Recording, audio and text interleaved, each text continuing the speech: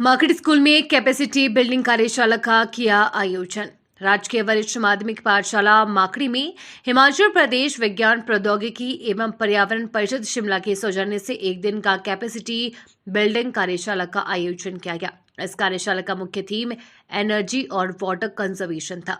कार्यशाला का शुभारंभ स्कूल के प्रिंसिपल सतीश कुमार ने किया। कार्यक्रम की रूपरेखा का विवरण इको क्लब प्रभारी विक्रम चंदेल ने विस्तार पूर्वक बताया। कार्यशाला में resource person Ashok Sharma, principal राजकीय वरिष्ठ माध्यमिक पाठशाला भाखड़ा व नरेंद्र मुसाफिर, प्रिंसिपल राजकीय वरिष्ठ माध्यमिक पाठशाला टोबा ने मुख्य रूप से शिरकत की। रिसोर्स पर्सन द्वारा कार्यशाला में एनर्जी और वाटर को कंजर्व करने के लिए विभिन्न तरीकों से बताया गया और बहुत ही रोचक व आकर्षक रूप से बच्चों व अभिभावकों को समझाया गया।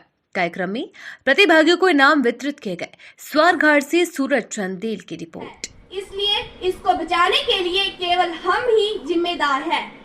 संयुक्त राष्ट्र के संचालन के अनुसार ऐसा पाया गया है कि राजस्थान में लड़कियां स्कूल नहीं जाती क्योंकि उन्हें पानी लाने के लिए लंबी दूरी तय करनी पड़ती है, जो उनके पूरे दिन को खराब कर देती है।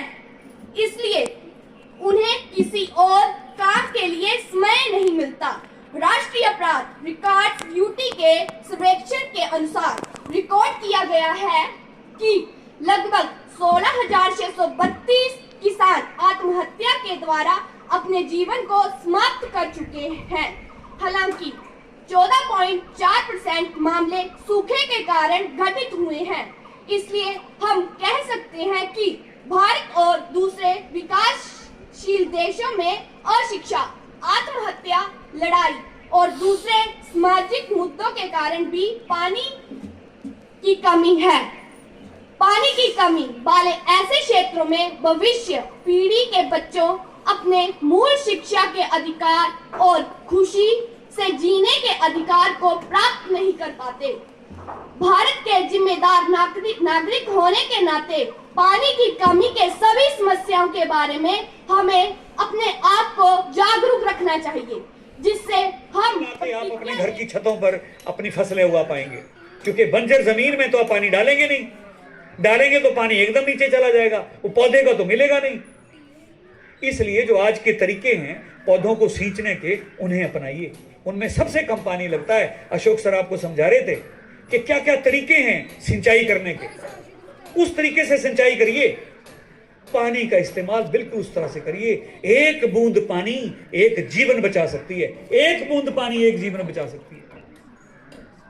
वो जीवन चाहे उस छोटे से छोटे जीव का हो, जो जीव एक बूंद पानी से कई दिन तक जिंदा रहता है। और एक एक बूंद से मिलके घड़ा भरता है, और एक घड़े घड़े से भर के जो एक आगामी पीढ़ी आने वाली है उनके लिए हम कुछ योगदान दे पाएंगे।